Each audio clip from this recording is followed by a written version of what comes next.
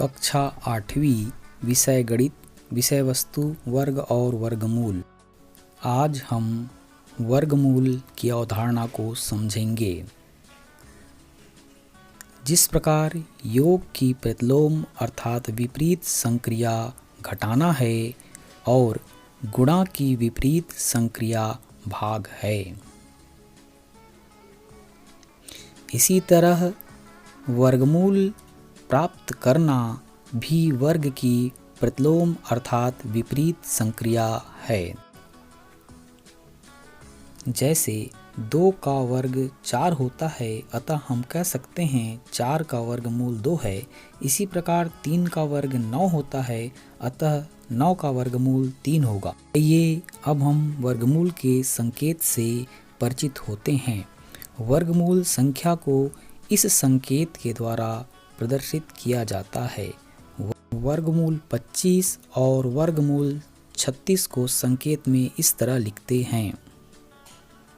आइए अब हम वर्गमूल ज्ञात करना सीखते हैं। पहले इसे घटाने की संक्रिया द्वारा सीखते हैं।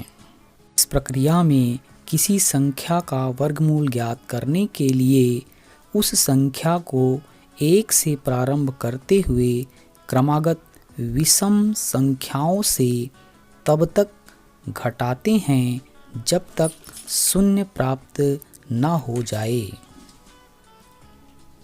आइए इसे एक उदाहरण के माध्यम से समझते हैं। जैसे वर्गमूल 36 में 1 घटाने पर 35 में 3 घटाने पर 32 में 5 घटाने पर 27 प्राप्त होता है। इसी प्रकार 27 में 7 घटाने पर 20 में 9 घटाने पर 11 और 11 में 11 घटाने पर 0 प्राप्त होता है। इस प्रकार हमने 36 में 1, 3, 5, 7, 9 और 11 6 क्रमागत विषम संख्याओं को घटाया है, अतः 36 का वर्गमूल 6 होगा। आइए एक अन्य उदाहरण समझते हैं। वर्गमूल 16 में 1 घटाने पर 15 में 3 घटाने पर 12 में 5 घटाने पर 7 और 7 में 7 घटाने पर 0 प्राप्त होता है। इस प्रकार 16 में हमने 1, 3, 5 और 7 4 क्रमागत विषम संख्याओं को घटाया है, अतः वर्गमूल 16 बराबर 4 होगा।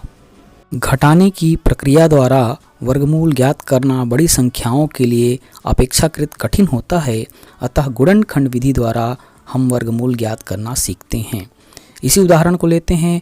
वर्गमूल 16 को 2 से भाग देने पर हमें 8 प्राप्त होता है और 8 को 2 से भाग देने पर 4 को पुनः 2 से भाग देने पर 2 प्राप्त होता है। इस प्रकार हम वर्गमूल 16 में 16 का गुणन करने पर 2 गुणा 2 गुणा 2 गुणा 2 प्राप्त होता है।